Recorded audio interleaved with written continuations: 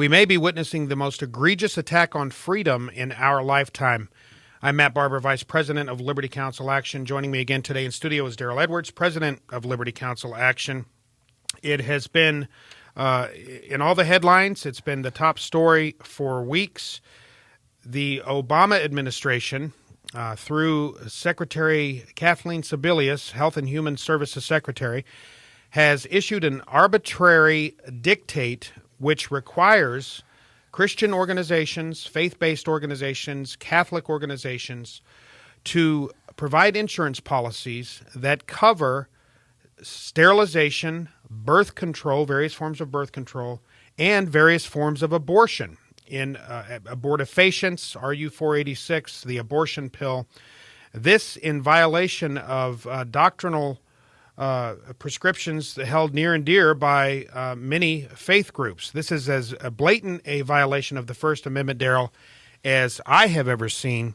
And I wrote about it in an article in CNS News. When Karl Marx speaks, Barack Obama listens. But this Obama administration has just completely gone rogue here, to borrow from Sarah Palin. They are issuing dictate after dictate, and as we talked about yesterday, under Obamacare, this blank check, as you called it, that this legislation wrote Kathleen Sebelius for the Department of Health and Human Services, they have completely circumvented the United States Constitution, and this grants Kathleen Sebelius not the authority, but it purports to grant her the authority to essentially come down with any kind of dictate. Forget about the First Amendment protections to religious free exercise. Forget about free speech. Forget about an individual right not to be forced to use your hard-earned money to buy something you don't want. This Obama administration has shown clearly that they are willing to trample over the Constitution in order to further their radical progressive agenda. Yeah, we better be pulling out our worn copies of the Obamacare legislation that we talked about yesterday, because it's time to look back through and grab your highlighters. And every time you see the Secretary shall, you better highlight and go back and see what she shall have the ability to do. And it's pretty much whatever is at her whim. And she's driven by the radical feminist, pro-abortion agenda, the liberal side. And that's where you're going to see stuff coming down. And the Constitution, they're oblivious that it even applies to them. So they don't see the restrictions on the Constitution. We talked about that yesterday too. The federal government with the 18 enumerated powers, they go through the Commerce Clause, they expand it to whatever they think it should be. The Necessary and Proper Clause, they think it whatever should be. The General Welfare Clause, all of these things, These are just open doors that we can walk through and expand and make it whatever we feel like. Well, they're going to throw everything at the wall and see what sticks in order to get around the constitutional restrictions that keep them from doing exactly what they're doing. You know, as I point out in my article, Karl Marx once said the first requisite for the happiness of the people is the abolition of religion. And President Obama has shown that he is taking that to heart. He is essentially telling Christian organizations here, and forget about this notion that they've come out with some kind of compromise. This was a South Side Chicago shell game by saying somehow that, well, okay, we're going to be sensitive to religious liberties as a convenience to you. We're going to compromise here. You can't compromise with the First Amendment, but they're playing it in such a way that they're providing an accommodation. Well, they're saying, okay, we're not going to make, for instance, Christian organizations pay for the abortifacient drugs. We're going to compel instead the private insurance companies to provide them free of charge, which, of course, show me in the Constitution where they can compel a private insurance company to provide something free of charge. Well, we know that that's a hide the ball here.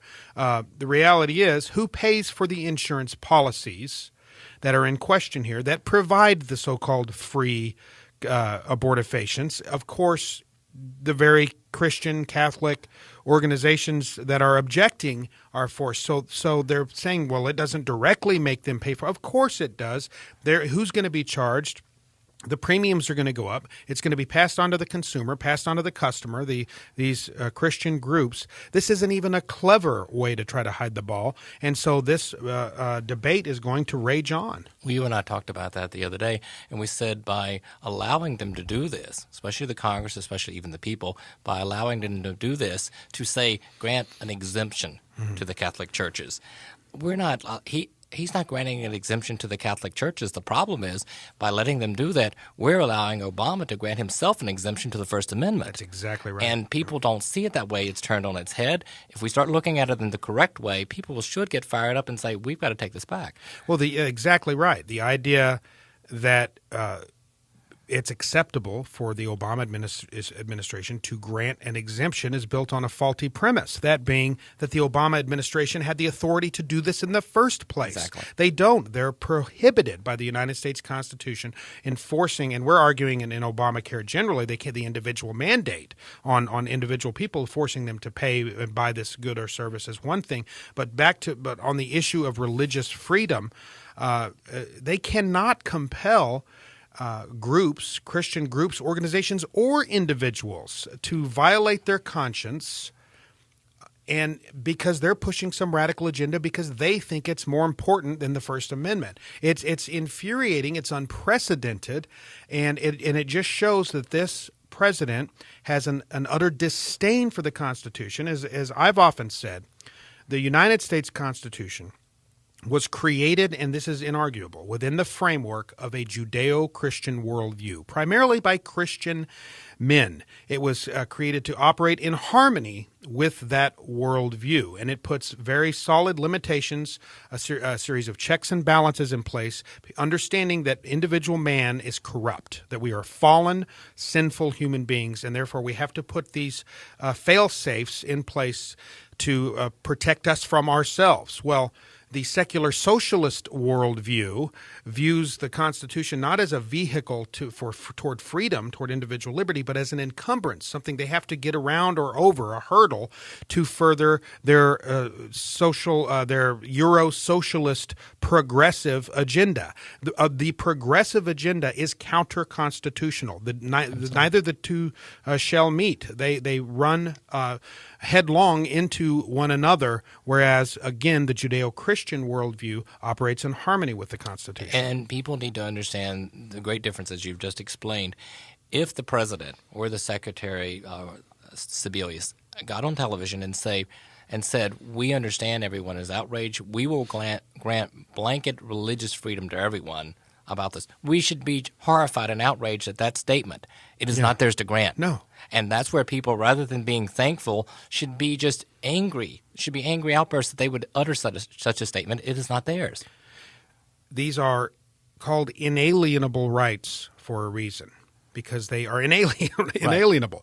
Well, the Obama administration is saying, we're going to alienate you. We're going to alienate your rights. We're going to do whatever we want to do. And then as we need to, we will backpedal and a little bit at a time until we get you to just shut up and be quiet.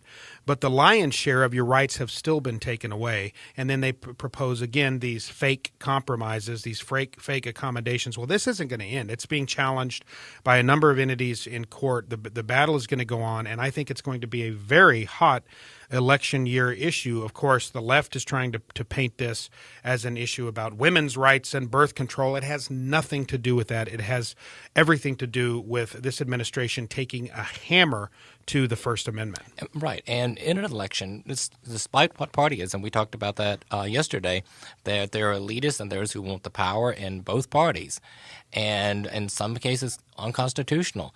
So people need to understand they need to weigh carefully how someone stands before they vote for them on these important issues, especially relates to the First Amendment. And study their voting record, study what they believe, and vote to people who will preserve your rights, especially in areas of the First Amendment and the freedom of speech, the critical ones. That's exactly right. Well, folks, this again reminds us that elections have consequences. Elections matter. We aren't going to tell you who to vote for. As a nonprofit 501c3 organization, we can't tell you who to vote for. But we will tell you this. Look inward. Find out what are your values? What do you believe? Look at the candidates. Find the candidate that most closely aligns with your beliefs, with your value system, and then don't just count on somebody else to vote for that individual. Get out and vote for that person. Encourage others to vote for that person. We need to take America back for the freedoms that our founding fathers originally envisioned, because those freedoms are under assault. To learn how you can become part of Liberty Counsel's team, go to lc.org or give us a call at 1-800-671-1776. Join us as we stand in the gap for freedom.